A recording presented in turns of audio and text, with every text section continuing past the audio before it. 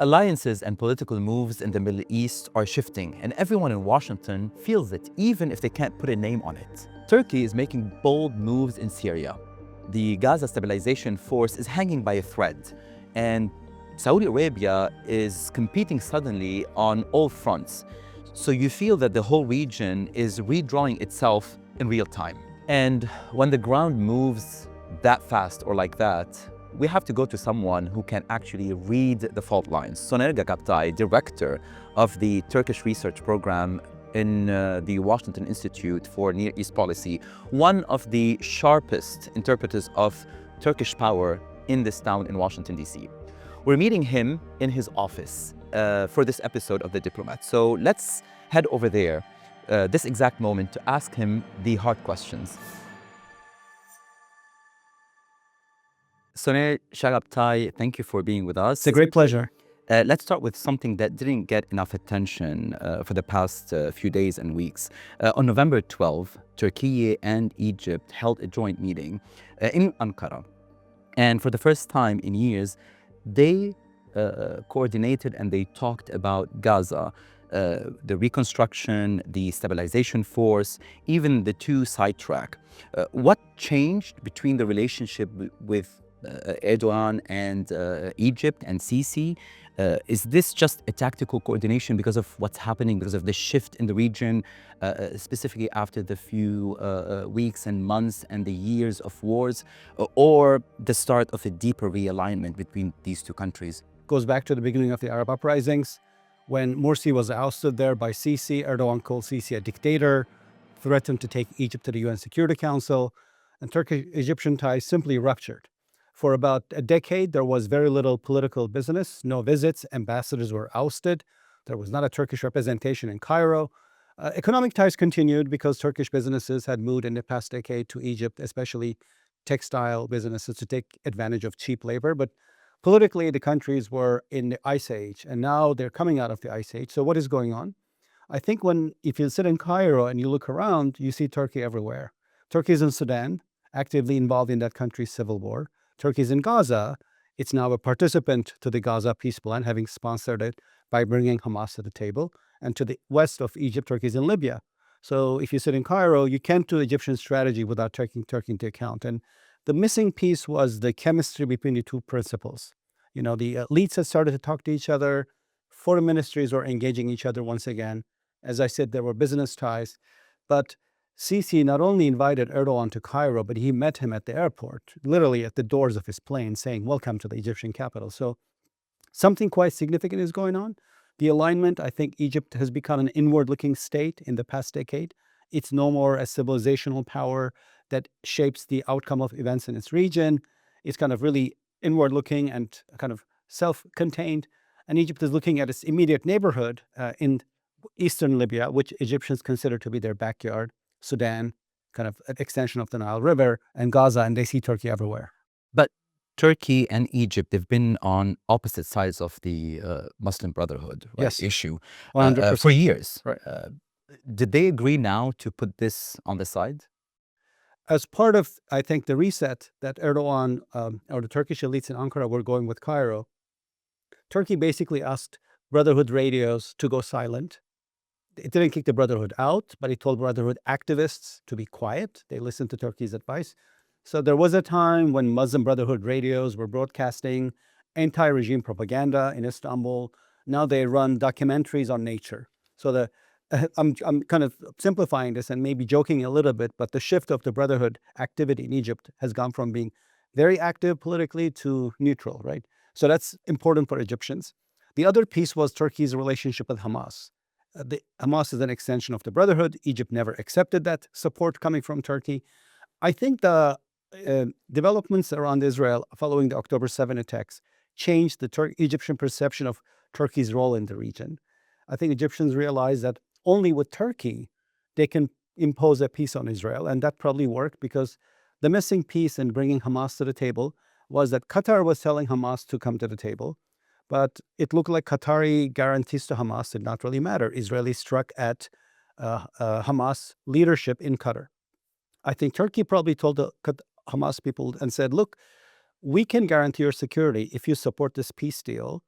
You have to come on board. And if you do not come on board, we cannot protect you. So this was telling the Hamas leadership, there's no place for you to go now that Qatar is also not safe. And I think that's what made the Hamas leadership come on board. So it's almost like Turkey was the missing piece that would bring the Hamas to the negotiating table. So for Egyptians, this is not an ideal outcome. It makes Turkey a player in the Palestinian theater. But they're also coordinating because I think Egypt now sees that it can do so much more with Turkey in Sudan and in Libya. And Gaza is only one area of cooperation now. I think Egypt realized that it alone cannot bring Hamas to the table. And yet with Turkey, Hamas was coming to the table. And I think this is also how Trump sees Turkey's role in the Palestinian theater. I think Trump believes that Turkey at least halfway helped end the war in Gaza. Halfway meaning if Trump brought Netanyahu to the table, Turkey brought Hamas to the table. But Trump sees it this way, but the Israelis don't see it this way, or at least Netanyahu's government doesn't see it this way. Israelis don't have a benign view of Turkish involvement. I think they're completely alarmed by Turkey's newfound role in regional affairs. So, we looked at the region sitting from Cairo, and I said, if you sit in Cairo, you see Turkey to the east, to the south, and to the west. But that's confusing. That's confusing for a lot of people. That's confusing for the Israelis. That's confusing also for a lot of people in Washington, D.C. Yeah. If you sit in Israel, now Turkey is your neighbor to the north in Syria. Turkish-backed HTS kicked out the Assad regime. Turkey is the most powerful country in Syria right now. Turkey is present in Gaza somehow. And I think the Israelis now have a Turkish threat that is brewing because they see Erdoğan as the Sultan who's restoring the Ottoman Empire. I don't think that's where Erdoğan is heading. I think Turkey wants to stabilize Syria for a very Turkish-serving goal. There are about 4 million Syrian refugees in Turkey. They constitute a nearly 5% addition to Turkey's population of 85 million people. The warm welcome that people gave to the refugees for about a decade is now gone. It's got a lot to do with the economy in Turkey not doing well. You have anti-refugee movements, powerful anti-immigrant political parties challenging Erdoğan from all sides. He has elections to win in 2028, maybe early in 2027. And given that the economy in Turkey is not doing very well, anti-refugee sentiments will only rise further. So he wants some of these Syrians to go back. Not all will go back. Some are born in Turkey. Some speak better Turkish than Arabic. But you could imagine if Syria stabilizes, many will go back. And the perception that the refugees are an economic burden will no more be there. So that's Turkey's very altruistic, Turkey-serving goal in Syria. They want stable Syria, so the refugees will go back. That, in a way, makes sense regarding to Syria. Right. But it doesn't really make sense for a lot of people who are trying to understand the vibe or the energy and the political moves that involves Trump, Erdoğan, and Netanyahu. How is this triangle make sense? What are your sources telling you, specifically that you have a lot of people who work here in the Washington Institute specifically about this, and they have also connections with the Israeli government? How does that make sense? How can we explain it? Trump has really good ties with Erdoğan and Netanyahu. Erdoğan and Netanyahu don't have good ties with each other. So it's like it's an incomplete triangle. And I think Trump is the connective tissue. Trump would ideally like Turkey and Israel to get along because they're America's two allies. And I think Trump maybe have actually imposed some kind of a detente in the Turkish-Israeli relationship. There was some talk after Turkey brought Hamas to the table in Gaza that there could be Turkish military deployment to Gaza. That didn't happen with the US veto. And then at the same time, though, Trump also told Israelis that they cannot carry out further airstrikes in Syria. So it's almost like Trump vetoed Turkish involvement in Gaza and further Israeli strikes in Syria simultaneously, imposing a detente between the two countries, telling the Turks, Gaza is Israel's backyard, don't go there, and telling the Israelis, Syria is Turkey's backyard, don't go there. That could be sustainable. I think for Syria right now, what you need is stability. That won't come if other countries are bombing Syria and doing strikes. And I can also see how this could be productive in Gaza affairs, because Egypt will always be resentful of an elevated Turkish role in the Palestinian theater, regardless of how much it works with Turkey in Libya and Sudan. So I feel like Egyptians now feel like they could be in the lead, and Turkey doesn't have to lead necessarily. I think for the Israelis, Turkey still constitutes a threat. I think it's elevated, it's irrational. Turkey in Syria is a fact. But Turkey in Syria is much better, 10 times better than Iran in Syria, from the Israeli perspective and from the regional perspective.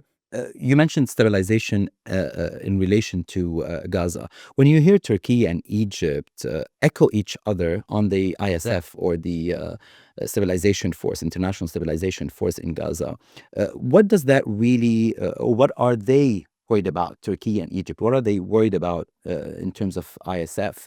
And what part of the mandate is a deal breaker? You mean for the Israelis or for the... For both Turkey and Egypt. So I guess at this stage, what Turkey wants to see is a two-state solution, and it wants to see it today and not without further delay. Israeli politics is not there anymore. I think Israeli politics has swung to the right after the attacks of October 7th.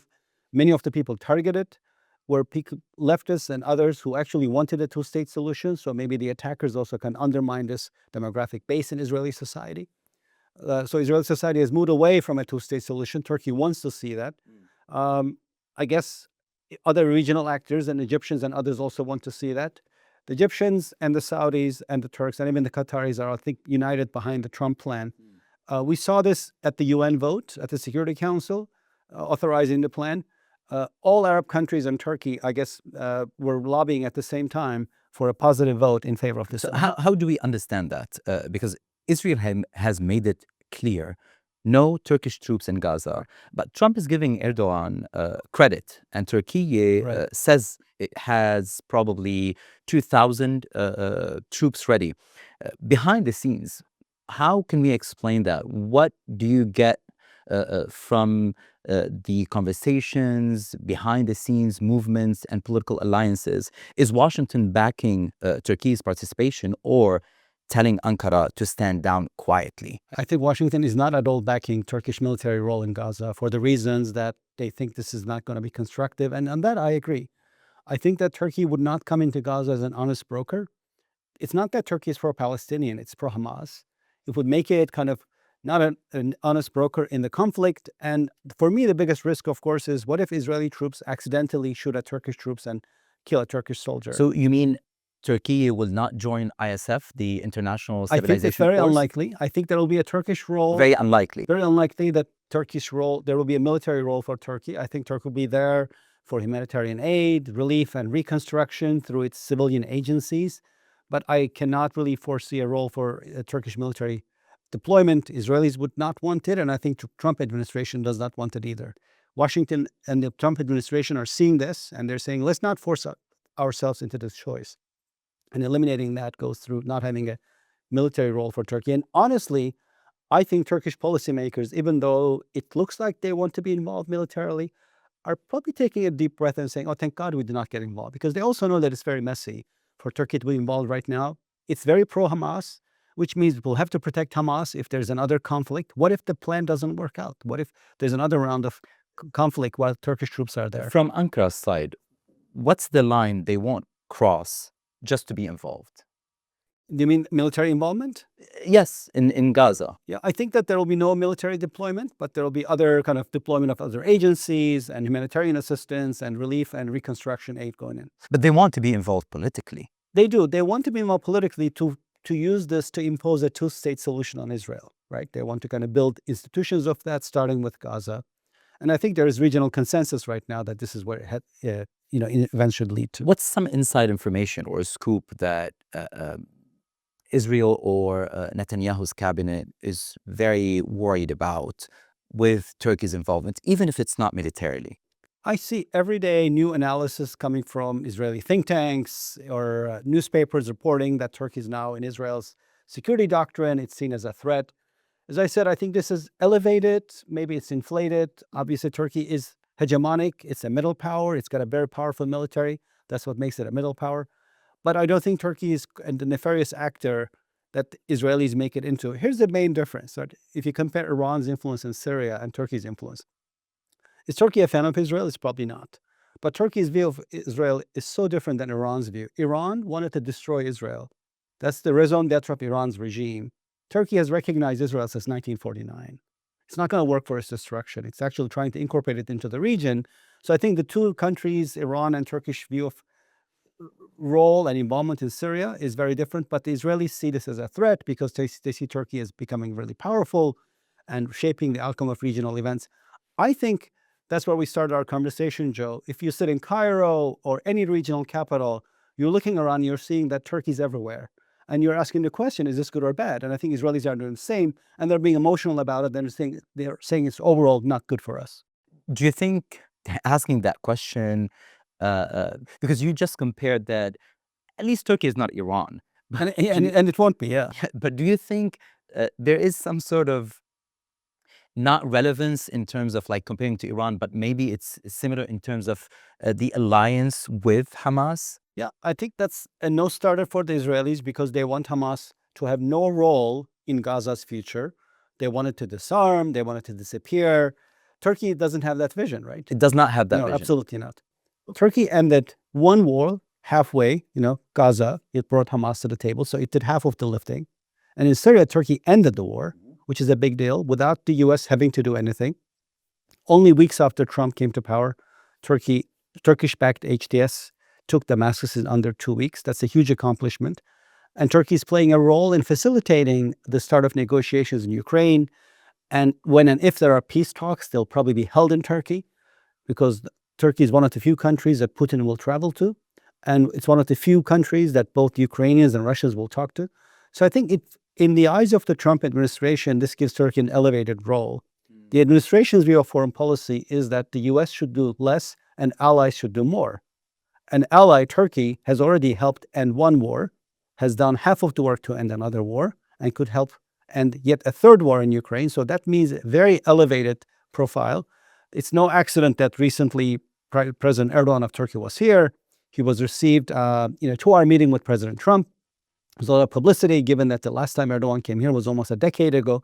I think we're also talking about a significant amount of political chemistry between the two principals, Erdoğan and Trump. They like each other. Trump said that when he was voted out of office, Erdoğan stood by him. I think he appreciates that support. And I guess this will result in some kind of a reset in US-Turkish military ties. Turkey wants to buy advanced weaponry from the US, including F-35 fighter jets. Let's link everything together. Syria, Turkey, and Saudi Arabia. You have called Turkey the most important stakeholder in Syria, but Saudi Arabia is clearly pushing a rival model. What does that look like on the ground right now? Where does Turkish influence end and Saudi influence begin? I actually think of the two countries' role being complementary. Turkey is bringing a lot of institutions to Syria. Syria went through an awful civil war. Half of its population was displaced. It lost much of its infrastructure. So it needs kind of state building again. Someone needs to provide services, reestablish and rebuild infrastructure. Turkey has agencies to do that, the government departments. From the high school I went to in Istanbul to the General Accounting Office in Ankara, every Turkish institution is 200 years old. So they're seasoned. I think that's what makes Turkey unique in the region. It's got institutions that are capable and well-seasoned and are at least a couple of 100 years old. But Turkey is a resource-poor country. It doesn't have the money. That should go with empowering these institutions. So if Turkey is to build a new highway or railway or internet infrastructure for Syria, it has institutions to do that, but not the money. So far, the Turks have relied on Qataris. Turkey's Middle East policy has relied on Qatari largesse, where Qatar brings money. And Qatar has relied on Turkey's institutions because it's a small state with a small human resource pool. It doesn't have the depth to develop these institutions that you need to flex your muscles. This was their goal, I think, in various post-conflict places, such as in Libya. I think this is also the vision, perhaps, going forward for Gaza. We have discussed that unlikely that there will be a Turkish military deployment to Gaza, but there will be Turkish NGOs active for rebuilding and construction and humanitarian relief. I guess they'll be supported by Qatari money. Is that why Israeli politicians always see Turkish involvement because of the closeness to Qatar? I think so. I think the Turkish, you could say that the Middle East has now three poles, right? Iran and its clients, Israelis and GCC members, Gulf Cooperation Council members, and Turkey and Qatar are the third pole. They're not opposing or in love with these poles. It's just a triangular relationship where everyone dislikes everyone. So Israelis therefore view the Turkish-Qatari pole with consternation because they see this as the pole that has supported the Brotherhood most regionally. What Turks are trying to do in Syria, Joe, to go back to your question, is they want to bring the Saudis on board also. to help with reconstruction. So far, what I've heard is that there's not enough Saudi money to justify reconstruction. I think much of the money is coming to pay for salaries of government workers and people in the military, but you need much more money than that. And I feel like we're not there yet. Because an Israeli minister just said Turkey is the greatest threat to Israel. But at the same time, the United States is working with Turkey on Gaza and Syria, as you mentioned, and now with Egypt, and still sees Ankara as a key NATO player. How does Turkey manage being a security partner to Washington and a security threat to Israel at the same time? Yeah, I think it goes through Turkey's elevated role in the region, right? Turkey is now Israel's neighbor in Syria, direct neighbor through its influence in Syria. It's there with all its institutions. Even if Turkish troops are not deployed to Gaza, through its humanitarian agencies and sponsorship of the Israeli-Hamas peace plan, Turkey is a present neighbor to Israel in the Gaza Strip. So from the Israeli perspective, I think because of the past Turkish support to Brotherhood and Hamas, this is seen as nefarious and unwelcome. I think from Trump's perspective, Turkey is a partner because Turkey is helping end conflicts. There's a perception in Washington that this is the time of great power competition, right? You have China, Russia, both of which are aspiring global powers that are competing with the US for influence. And it looks like going beyond the Middle East in Eurasia, so that means from the Balkans to China, and Muslim Africa, Sahel and Horn of Africa, Turkey has significant hard and soft power. And beyond the administration, a lot of people look at Turkey as a partner in great power competition against Russia and China. So I think Turkey's profile is elevated because of its role in helping end the wars for the administration. And broadly speaking, it's seen as a very good middle power partner to the US in confronting Russian and Chinese influence globally. But why we don't hear about normalization between Israel and Turkey? Can the normalization between these two countries happen? Because we hear stories about pushing for normalization between Saudi Arabia and Israel right now. Or are Ankara's ties to Hamas and the Brotherhood just too big as a block for the talk for normalization? So Turkey is already on normal terms with Israel, but it's also in a political crisis driven by Erdoğan and Netanyahu. I think these are two leaders that don't like each other. You have bureaucracies that don't trust each other, and you have populations that don't like each other. Turkey saw the post-October 7 only through the Gaza war, and there's very powerful anti-Israeli sentiments in Turkish society. Israelis, who for decades were told that Turkey was their best friend in the world, now see Turkey as a threat, so they're also upset. So I feel like from the presidents through government agencies down to populations, you have lack of trust. And in my view, Joe, until the presidents change, there's no Erdoğan in Turkey or Netanyahu in Israel, we're not going to see a reset in the relationship. You're going to see this crisis mode and the relationship continue. Relationship will never collapse. Diplomatic ties still continue. The two countries have not extradited their ambassadors. There's still diplomatic ties. And what is more important, economic ties are still continuing. In the old times when Turkey and Israel had very good relations in the 90s, they signed free trade agreements. Despite the ups and downs in the relationship during the Erdoğan and Trump periods, the free trade agreements were not annulled. Trade continues. In fact, trade increases. You look at Turkish-Israeli ties, the first rupture happened in 2010 during the Mavi Marmara flotilla incident when a Turkish supported flotilla was trying to enter Gaza. Israelis boarded the ships, killed 9 people, 9 Turkish citizens, including one US-Turkish dual citizen. It looked like the relationship had completely frozen. The next year, trade actually increased in volume. So I feel like there are subcutaneous dynamics at play here, one of which is that the relationship is very old. It's 6 decades old, and it's not just going to rupture overnight. Second, you have business lobbies in both countries that want to promote the relationship. And third, Erdoğan, some people may call him ideological, even he knows that you need to have the economic basis of the relationship alive so it acts like a shock absorber and on which you can restore the relationship one day with Israel. So I think Turkey and Israel are already on normal terms because they have diplomatic ties. They're just in a crisis mode. In the crisis mode, and it makes you question what is Ankara's or Turkey's calculation. Is it to strengthen ties with NATO and the United States and expand, or to expand its own Middle East sphere? I think Turkey wants to have stable neighbors to the south. Maybe like the division is not that deep. Since the beginning of Iraq war, and then following that, the war in Syria, means that for 20 years now, Turkey has had unstable neighbors to the south. Iraq destabilized and fractured during its civil war. The same thing happened in Syria. That has produced so much instability. Sub-state actors, ISIS and others, have used this to carry out attacks into Turkey. Turkey had to host millions of refugees.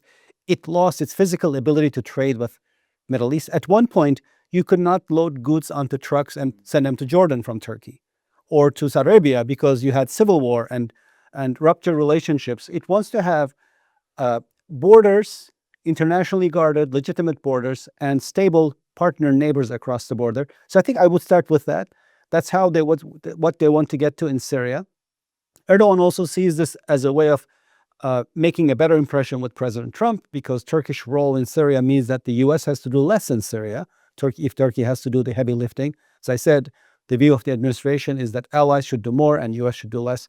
So you could say that in every step Turkey takes in the Middle East, there's also a US angle, and these two are interlinked. Let's look at the bigger picture. You look at this moment, Turkey is talking to Egypt, competing with Saudi Arabia, navigating Israeli red lines in Gaza, positioning itself in Syria, and pushing for a Gaza role, as we have discussed earlier, all at once. Is this smart multi-vector diplomacy or strategic overreach? Yeah, I feel bad for the Turkish diplomats because they have to do so much.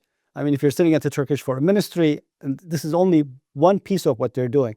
In the meantime, they're also working with Russia, trying to end the war in Ukraine, doing stuff in Africa and elsewhere.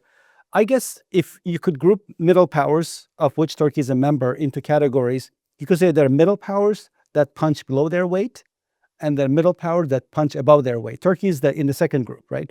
It does so much. When you look at the country's kind of demographics and economic potential, it does a lot. I think this has a lot to do with the new foreign policy model that emerged under Erdoğan. Until Erdoğan, Turkey's foreign policy was exclusively Eurocentric, meaning it was all about joining the European Union and being part of the West. I think now Turkey's foreign policy is multi-centric, right? Europe is still there. It's not disappeared. Europe is Turkey's most important economic partner. Turkey is economically integrated with the European Union, with which it's in a customs union. So economically, it will always be the most important part of Turkey's global identity. But politically now, Turkey feels like it's also a Middle Eastern country and a Eurasian country. So it has these areas, including Central Asia, Caucasus, and Black Sea Basin, where it deals with Russia. And it's also ever present in the Middle East. It's going to be hard, as you said, for Turkish diplomats, or maybe it's an overreach. But in this overreach, what would failure look like? What's the pressure point that could force Turkey to scale back or shift course? So Turkey already failed once, actually, in the last decade, when it had a singularly pro-Muslim Brotherhood foreign policy. It tried to empower the Brotherhood in Cairo, in Gaza, and elsewhere. That policy completely failed. The Brotherhood was ousted from power in Egypt quicker than it came to power. And then, of course, the drama in Turkish-Egyptian ties ensued for about a decade. But Turkey's support to the Brotherhood regionally meant that it became an anathema to wealthy Gulf monarchies, which see the Brotherhood as their greatest regional and domestic security threat. So Turkey ended up having bad ties or no ties with the Egyptians and Jordanians, Israelis, Emiratis, Saudis, Bahrainis, and Kuwaitis. It also supported the rebels in Syria's civil war, which means it was on a collision course with Iran, that's backed the Assad regime, which means it had bad ties at that time with Iran's proxies and allies in Lebanon, Syria, Iraq, and Yemen. So what is the lesson for them? The lesson Erdoğan took from this was, you can't be ideological in foreign policy. I think this was the end of this singular commitment to the Brotherhood. Erdoğan is a master of 180s. Around 2010, he pivoted. And he reached out to the Saudis. He offered to the Crown Prince peace. And I think that was followed with the transfer of the court case that the Crown Prince allegedly played in the murder of Washington Post columnist Khashoggi to Saudi courts.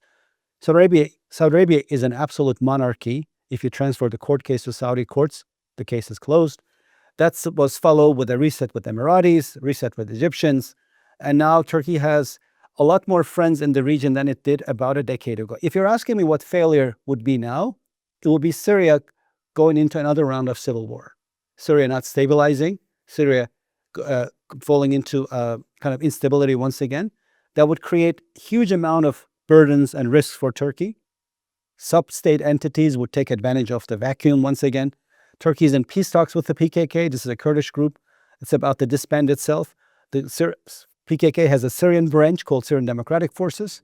They're supposed to follow the PKK's lead and disarm, but if Syria fractured, I cannot see the SDF integrating into Syria.